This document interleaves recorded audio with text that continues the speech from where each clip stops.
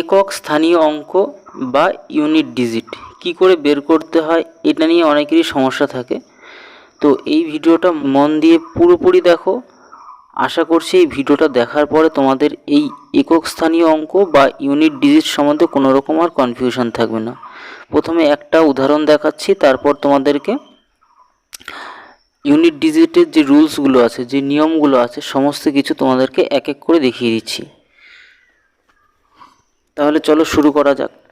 প্রথমে তোমাদেরকে একটা উদাহরণ দেব, সেটা হচ্ছে কি 264 পাওয়ার 102 এর পাওয়ার এটা বলে, প্লাস 264 এর পাওয়ার 103। এই ফার্স্ট উদাহরণটা তোমাদেরকে দিচ্ছি। এবার এই প্রসেসটার ইউনিট ডিজিট কত সেটা বের করতে বলছে। তো আমরা মোটামুটি ফার্স্টে তোমাদেরকে একটা উদাহরণ দিচ্ছি, তারপর তোমাদের নিয়ম সব দেখিয়ে দিচ্ছি। এই 264 মধ্যে একক সংখ্যা কত? এই 4 না? এটা একক, এটা দশক, এটা শতক। তা আমাদের সবসময় একক স্থানীয় অঙ্কটাই বের করতে বলে এখানে। তাহলে তাদের এই তিনজনের মধ্যে একক সংখ্যা তাহলে এটার যে পাওয়ার আমরা ধরে নেব 102, অর্থাৎ আর বাদ বাকি এগুলো আমরা মাথায় রাখবো না।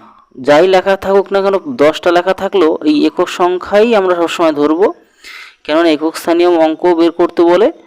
আর একক স্থানীয় অঙ্ক বের করতে বললে আমরা সবসময় একক সংখ্যাটা ধরেই কাজ চালাবো।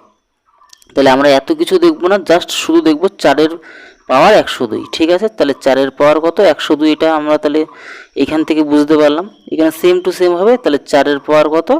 103। তাহলে এই দুটো জিনিস আলাদা করে আমরা নিলাম একদম ছোট আকারে বোঝার জন্য।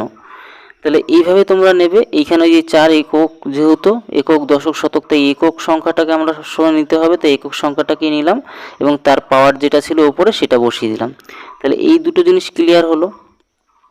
এবার আমরা যেটা করব সেটা হচ্ছে কি, এই 4-এর পাওয়ারকে কি করতে হয়? 4-এর পাওয়ারকে 2 দিয়ে ভাগ করতে হবে। 4-এর পাওয়ার কত? 102 রয়েছে না? 4-এর পাওয়ারকে সবসময় 2 দিয়ে ভাগ করতে হয়। 4-এর আর 9-এর তোমাদেরকে বলে দিচ্ছি, এই অঙ্কটা শেষ করিনি, তারপর তোমাদেরকে সব ডিটেলস বলে দিচ্ছি। 4-এর পাওয়ারকে যদি 2 দিয়ে ভাগ করি তাহলে কত পাচ্ছি? এখানে 5 বাদ দিলাম, 5 বারে 10 আসবে, 2 নামলো, আর এখানে 1 বাদ দিলে কত? 2। অর্থাৎ এখানে কিছু থাকছে না, ভাগশেষ কিছু থাকছে না। সবসময় ভাগশেষটার দিকে তাকাবে। তাহলে ভাগশেষ যদি কিছু না থাকে তাহলে কি হচ্ছে? 4-এর পাওয়ার 0, 4-এর আর কিছু রইলো না, পাওয়ারের কিছু রইলো না। এইবার একটা জিনিস মাথায় রাখতে হবে, 4-এর পাওয়ার যদি 0 হয়, অর্থাৎ জোড় সংখ্যার পাওয়ার যদি 0 হয়, তখন সেই জায়গাটাকে 6 বসিয়ে দিতে হয়। ঠিক আছে, পরে তোমাদেরকে ডিটেলসে বলছি এক্ষুনি। প্রথমে একটা তো উদাহরণ দেখিয়ে নিই। তাহলে দেখো এখানে 4-এর পাওয়ার কত? 103। তাহলে এই 4-এর পাওয়ারকে কত? 103 রয়েছে, 100 কত? 3। এবার আমরা তো বুঝলাম যে 4-এর পাওয়ারকে সবসময়, 4-এর যে পাওয়ারকে সবসময় 2 দিয়ে ভাগ করতে, যেরকমটা এখানে করলাম। তো এখানেও দেখো যদি আমি 5 দিয়ে দিই কত? 10 আসছে, আর এখানে 3 লাভলো, 1 বার দিলে কত? 2 1 2, অর্থাৎ শেষে কত? দেখো এখানে 1 রয়েছে। আগে যেমনটা কিছু ছিল না, এবার কিন্তু 1 রয়েছে। তাহলে এইখানে মাথায় রাখতে হবে এই 4-এর পাওয়ার এখনও 1 রয়েছে। তখন কি করতে হবে? 4-এর পাওয়ার 1 থাকার অর্থ তো জানোই, 4-এর পাওয়ার 1 থাকলে 4 কে 4ই হয়, মানে 4-এর পাওয়ার 1 থাকা মানে 4ই হয়। তাহলে এনাদের দুজনের যোগ করলে কত? 10 আসছে না? তাদের মধ্যে থেকে ইউনিট ডিজিট অর্থাৎ একক সংখ্যাটা কত? 0 না? তাহলে আমাদের সঠিক অ্যান্সার 0 হবে। বোঝা গেল? এই হচ্ছে এটা নিয়ম। এবার তোমাদেরকে আমি রুলসটা শেখাচ্ছি। এবার এই অঙ্ক করতে গেলে কি কি প্রসেস অ্যাপ্লাই করতে হয় সেইগুলো তোমাদেরকে জানতে হবে। তো দেখো এখানে অ্যাকচুয়ালি আমাদের 1 2 3 4 5 6 7 8 9 10, ঠিক আছে। এবার এদের মধ্যে থেকে কিছু সংখ্যা, যেরকম 1, এই 5, এই 6, এই 10, এদের নিয়ে টেনশন করতে হয় না। কেন করতে হয় না বলে দিচ্ছি তোমাদেরকে। দেখো এই যে 1 রয়েছে, 1-এর পাওয়ার যাই থাকুক না কেন, 1-এর পাওয়ার যাই থাকুক না সেটা একই হয়। কেন হয়? ধরো 1-এর পাওয়ার 3 এখানে, তাহলে এই 1-এর পাওয়ার 3-এর অর্থ কী? এই 1 গুণ 1 গুণ 1, তার মানে কি একই হবে, 1-এর সাথে 1-এর গুণ করলে সে একই হয়। তাহলে এখানে 3 থাকুক বা 1000 থাকুক বা 500 থাকুক, যাই থাকুক না কেন, 1 ততগুলো গুণ করে দিলে সে লাস্টে একই আসে। তার জন্য কিন্তু 1-এর যে ইউনিট ডিজিট নিয়ে কোনো মানে টেনশন করতে হয় না বা খাটতে হয় না সোজা কথা বলতে গেলে। তাহলে 1-এর ইউনিট ডিজিট একই হয়। এটা গেল সেম টু সেম প্রসেস। এই 5-এর ইউনিট ডিজিটও 5ই হয়, 6-এর ইউনিট ডিজিটও 6ই হয়, আর 10-এর ইউনিট ডিজিট সবসময় 0 হয়। কেন হয়? 10-এর পাওয়ার কথার কথা 10 গুণ 10, ধরো দুটো পাওয়ার রইলো, 10-এর পাওয়ার 2, তাহলে 10 গুণ 10 করলে কত 100 হয় না? সে লাস্টে দেখো একটা 0 চলেই আসবে। তার জন্যে 10-এর মানে শেষে যদি একক সংখ্যা যদি 0 থাকে, সোজা কথা বলতে গেলে একক সংখ্যা যদি 0 থাকে তাহলে সেটা লাস্টে একক সংখ্যা 0ই আসবে। তো সেই কারণের জন্য 10-এরও আর কোনো পরিশ্রম করতে হয় না, তাহলে 10-এর এইভাবে মনে রাখলেই মিটে যায় ঝামেলা। এবার 5-এরটা হচ্ছে কি, ধরো 5 3 বার, 5-এর কিউব 3, দেখো 5 5 5 5 গুণ 5 গুণ 5, 3টে 5 যদি আমি গুণ দিই তাহলে 5 5 কত 25, 25-এর এই একক সংখ্যা দিয়ে সবসময় তো গুণ চলবে, তাহলে 5-একে 5 কত 25, দেখো আবার শেষে 5ই আসছে। তো সেই কারণের জন্য 5-এরও কোনো ঝামেলা করতে হয় না, শুধু মনে রাখলেই হয় যে 5-এর ইউনিট ডিজিট সবসময় 5ই আসবে। দেখো এখানে 36, এখানে যে 6-এর কেসটা, 6-এরটাও সেম টু সেম, ধরো 6-এর পাওয়ার 4, ঠিক আছে, গুণ না 1 2 3 4, দেখো বারবার 6 6 6 কত 36, দেখো শেষে আমার 6 আসছে না, আবার 6 দিয়ে এটার গুণ পড়বে 36ই আসবে, আবার 6 দিয়ে এটার গুণ পড়বে, সবসময় একক মানে সংখ্যাগুলি দিয়ে গুণ করাবে, আবার 36 আসবে, তাহলে শেষে দেখো বারবার 6ই ফিরে আসবে। তো সেই কারণের জন্য আর এটাতেও কোনো ঝামেলা করতে হয় না, তাহলে 6-এর ইউনিট ডিজিট 6ই থাকে, 5-এর ইউনিট ডিজিট 5ই থাকে, 1-এর ইউনিট ডিজিট একই থাকে, 10-এর ইউনিট ডিজিট সবসময় 0 আসে। এইবার যেগুলো ঝামেলা তৈরি করে, যে বাদবাকি যেই সংখ্যাগুলো, যে 2 3 4 7 8 9, এগুলোর নিয়মগুলো একটু জানতে হবে ঠিকঠাকভাবে, মানে অর্থাৎ এই 6টা, এইখানে 3টে আর এইখানে 3টের নিয়ম জানলে আর ঝামেলা নেই। 4টে তো ঝামেলা মিটেই গেল, 4টের তো কোনো সমস্যা নেই, আর যেরকম 1 5 6 আর 10-এর। তো এইবার ব্যাপারটা হচ্ছে আমরা এগুলি নিয়ে দেখব যে এগুলির কী কী সমস্যা হচ্ছে বা কী কী নিয়মগুলো তোমাদেরকে জানতে হবে, ঠিক আছে? চলো দেখি। এইবার যেটা বলার যে আমরা এগুলিকে তুলে নেব, অর্থাৎ এই যে 2 2, এদিকে 3, এটা 4, তারপর এখান থেকে কত 7, তারপরে 8, এটা 9। এবার কার সাথে কার রিলেশনগুলি একটু দেখে নাও। 3-এর সাথে সবসময় 7-এর রিলেশন, আর 4-এর সাথে সবসময় 8-এর রিলেশন, আর এদিকে 2-এর সাথে কিসের রিলেশন, এই রিয়ালি সরি 4-এর সাথে 9-এর রিলেশন, আর 2-এর সাথে 8-এর রিলেশন। এবার এগুলো কেন দিচ্ছি এবার দেখো, এই 2 আর 8-এর যা পাওয়ার থাকবে, ওই ধরো এরকম ব্যাপার না হয় যে 2-এর পাওয়ার কথার কথা বলি না, যেরকম 4, বা 8-এর পাওয়ার মনে করো 4, এই যে 2-এর পাওয়ার 4, এই যে 8-এর পাওয়ার 4, এদের পাওয়ার যাই থাকুক না কেন, 102 400 থাকতে পারতো, এখানে 405ও থাকতে পারতো, যাই থাকুক না কেন, এই পাওয়ারগুলোকে 4 দিয়ে ভাগ করে দিতে হয়, 4 দিয়ে ভাগ করে দিতে হয়, ঠিক আছে?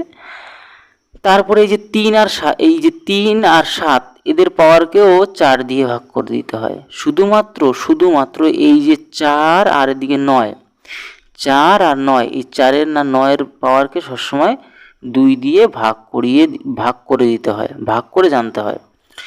তো এই ব্যাপারটা তাহলে ক্লিয়ারলি বুঝতে পারলে যে 4 আর 9-এর পাওয়ারগুলোকে যাই থাকুক না কেন 2 দিয়ে ভাগ করতে। তোমাদেরকে আরও ডিটেলসে বলে দিচ্ছি, চিন্তা করতে হবে না, এক্ষুনি সব কিছু বলে দেবো।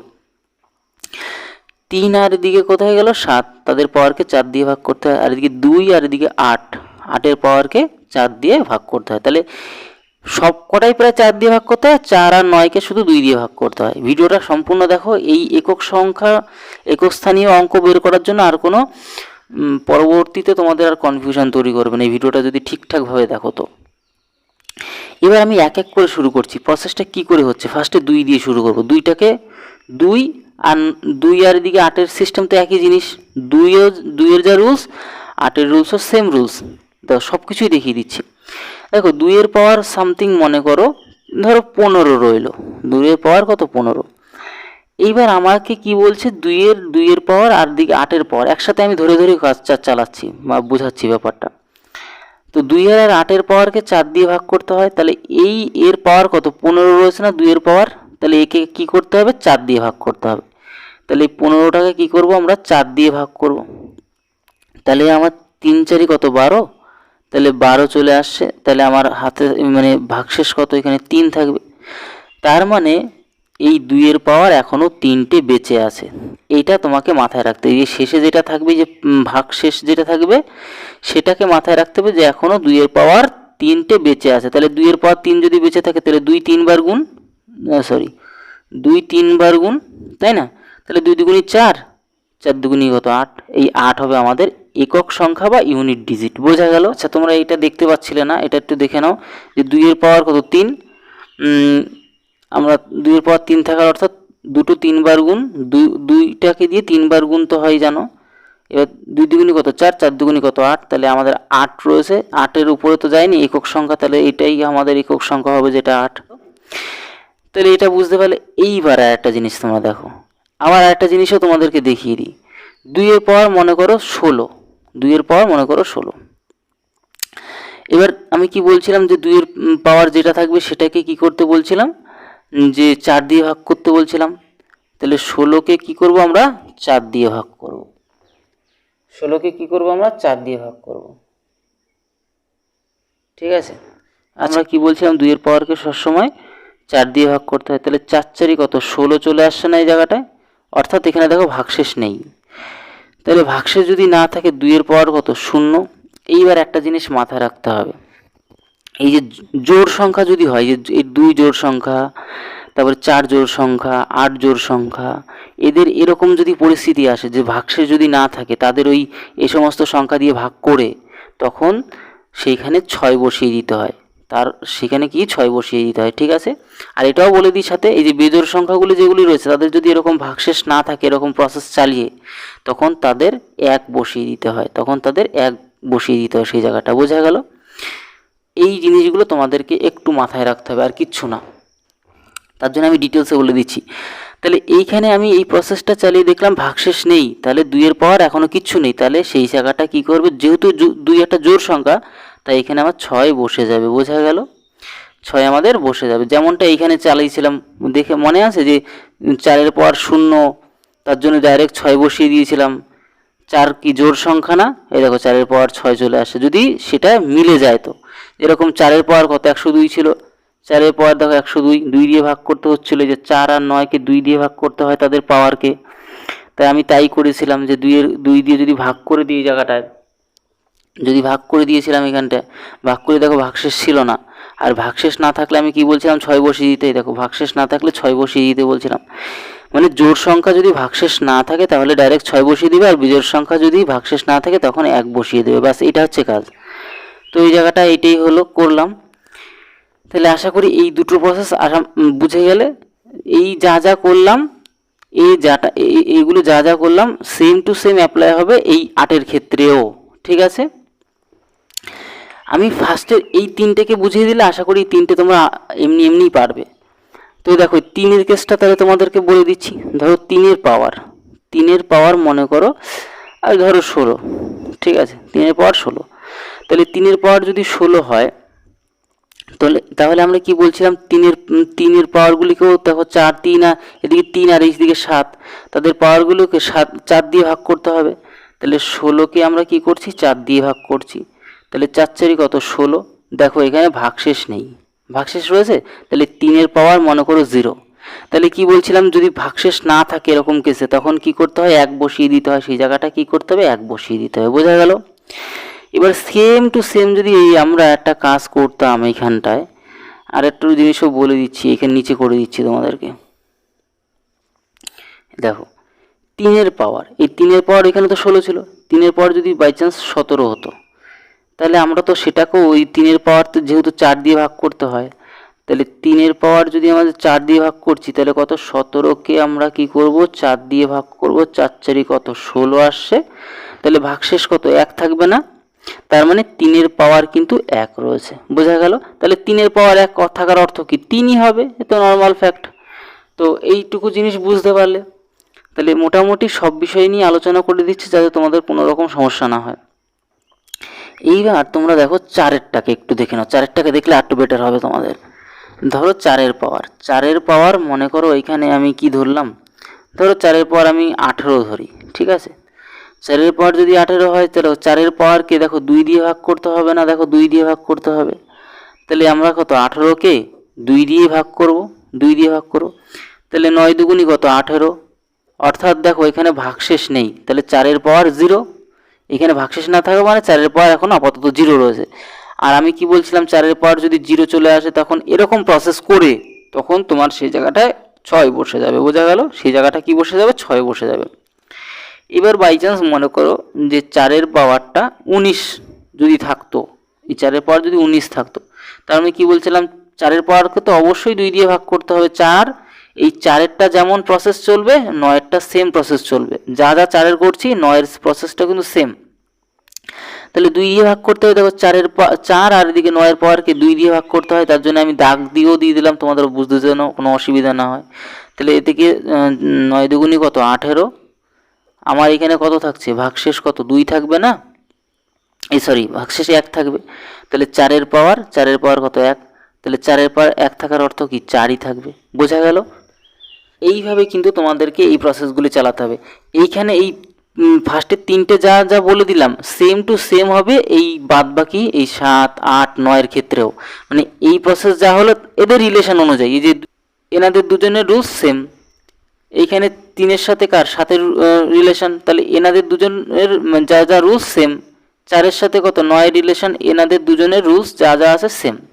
এইভাবে তোমরা করবে, একটা অঙ্ক আর বাদবে না। তোমাদের এই রুলসে তোমরা যদি করো তাহলে তোমাদের আর কোনো সমস্যা থাকবে না। তোমাদেরকে আরেকটা একটু বড় অঙ্ক তোমাদেরকে দেখিয়ে দিচ্ছি।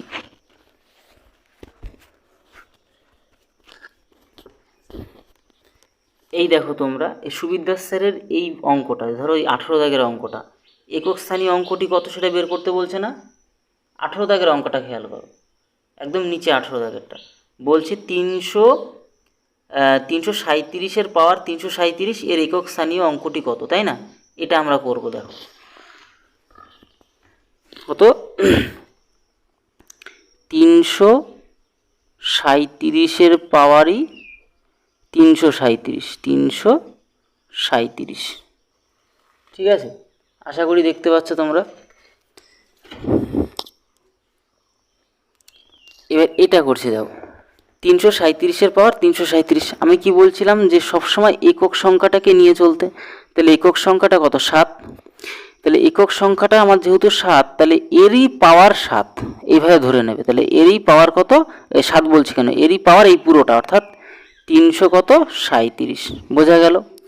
এবার আমরা কি দেখেছিলাম মনে আছে, যে 7-এর পাওয়ার 7 আর 3-এর পাওয়ার এদেরকে 4 দিয়ে ভাগ করতে হয়। তাহলে আমরা কি করব, এখানে এই যে 7-এর যা পাওয়ার আছে 4 দিয়ে ভাগ করব। তাহলে যদি আমরা 4 দিয়ে ভাগ করি এই জায়গাটায়, অর্থাৎ 337কে যদি 4 দিয়ে আমরা ভাগ করি, তাহলে 4টা কত 32, ডাইরেক্ট করে দিলাম। এখানে 1 থাকবে 17, তারপরে 4 কত 16 যদি চলে আসে লাস্টে 1 থাকছে না, দেখো লাস্টে 1 থাকছে না। এবার তাহলে 7-এর পাওয়ার 1, তাহলে এই ফুল প্রসেস চালিয়ে আমি দেখলাম লাস্টে 1 থাকছে, তার অর্থাৎ এই 7-এর পাওয়ারটা 1 থাকছে। তার বুঝতেই পারছো 7-এর পাওয়ার 1 থাকার অর্থ 7ই অ্যান্সার হবে। চলো আমরা দেখো বইটা দেখে মিলিয়ে নেব। দেখো এইখানে এই অঙ্কটা দেখালাম না, কোথায়, দাঁড়াও 1 সেকেন্ড। এই যে 18 দাগের অঙ্কটা তোমাদেরকে দেখালাম না। এবার আমরা দেখব 18-এর অ্যান্সারটা 7C আছে কিনা, এই যে সিটা অপশান আছে কিনা আমরা দেখব। চলো দেখো এখানে আমরা যদি অপশান দেখি কত 18 দাগেরটা, এই দেখো 18 দাগ, 18 দাগে সি অপশানটা রয়েছে, দেখতে পারলে? তাহলে কত ইজিলি অঙ্কগুলো করা যায়। এইভাবে তোমরা করবে, একটা অঙ্ক তোমাদের আর বাদবে না। তাহলে বুঝতে পারলে? তাহলে তোমাদেরকে ডিটেলসে আলোচনা করে দিলাম, তোমাদের কোনো যেন অসুবিধা না হয়। মোটামুটি সমস্ত কিছু আলোচনা করে দিলাম। এই জিনিস একটা জায়গায় শুধু খেয়াল রাখো। আর একটু লাস্টে তোমাদেরকে আরেকবার বলে দিই, দেখো এই 10টা সংখ্যা রয়েছে, এদের উপরেই তো সব কিছু হয়। 1-এর ইউনিট ডিজিট 1ই হয়, 5-এর ইউনিট ডিজিট 5ই হয়, 6-এর ইউনিট ডিজিট 6ই হয়, 10-এর ইউনিট ডিজিট সবসময় 0 হয়। অর্থাৎ এই লাস্টের একক সংখ্যা যদি 0 থাকে তাহলে সব 0ই হবে, সবসময় 0ই হবে। এটা গেল। এবার বাদ বাকি যেগুলো আছে ওগুলি নিয়ে একটুখানি ক্যালকুলেশন আর একটু মনে রাখতে হবে। 2 আর এদিকে হচ্ছে গিয়ে 2 আর 8, তাদের যা যা পাওয়ার থাকে 4 দিয়ে ভাগ করতে হবে। তারপরে তো প্রসেসটা শিখেই নিলে।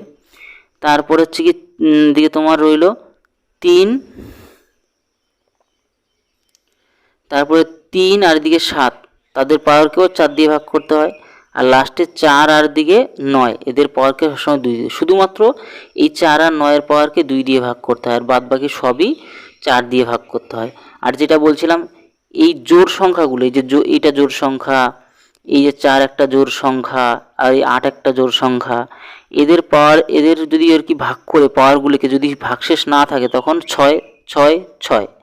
আর এদের সেম যদি হয়, যদি এদের পাওয়ারকে ভাগ করে যদি ভাগশেষ না থাকে তখন 1 1 1। যদি জোড় সংখ্যা হয় তাহলে 6 6 বসিয়ে দেবে। আর যদি ওই প্রসেস হয় তখন তো সেরকম অ্যাপ্লাই করে দেবে, তাহলে কোনো অসুবিধা নেই। ধরো তোমাদেরকে আরেকটা লাস্ট একটা দেখিয়ে দিচ্ছি। ধরো এখানে 8-এর পাওয়ার, ঠিক আছে, এই 8-এর পাওয়ার, 8-এর পাওয়ার মনে করো, 8-এর পাওয়ার এই জায়গাটা তোমাদেরকে 8-এর পাওয়ার মনে করো এখানে ধরো কত দিই, 21। তাহলে 8-এর পাওয়ারকে কত 4 দিয়ে ভাগ করতে হবে, দেখো 4 দিয়ে ভাগ করতে হবে। তাহলে 4 দিয়ে যদি ভাগ করতে হয়, 2 1 21কে আমরা 4 দিয়ে ভাগ করব। 4 4 16, 4 5 20।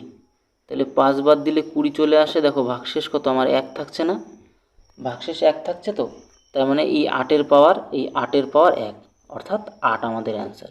বোঝা গেল? এইভাবে করবে, একটা অঙ্ক আর বাদবে না। তাহলে সব ডিটেলসে আলোচনা করে দিলাম। ভিডিওটা কেমন লাগলো আর তোমরা কতটা বুঝতে পারলে অবশ্যই কমেন্ট বক্সে জানাবে। তো এই হচ্ছে মেন ব্যাপার। তো এই রইলো, থ্যাংক ইউ।